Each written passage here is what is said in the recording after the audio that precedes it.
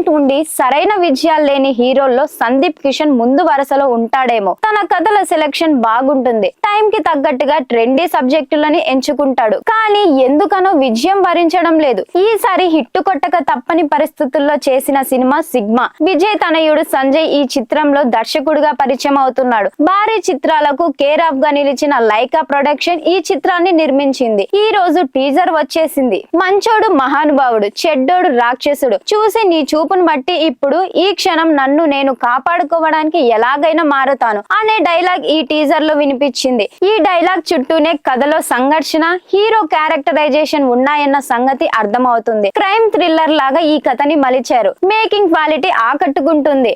తమన్ ఈ చిత్రానికి సంగీతం అందించాడు. ఆయన అందించిన బీజిఎం ఓ పాప్ సాంగ్ ని తలపించింది. తెలుగు, తమిళ భాషల్లో ఒకేసారి తెరకెక్కిన చిత్రం ఇది. కాస్టింగ్ పరంగా, టెక్నీషియన్ పరంగా క్రేజీగా అనిపిస్తుంది. రాజు సుందరం, సంపత్ రాజ్, ఫరియా అబ్దుల్లా, కేథరిన్ ప్రధాన పాత్రలు పోషించారు. 2026 వేసవిలో ఈ చిత్రాన్ని ప్రేక్షకుల ముందుకి తీసుకొస్తున్నారు.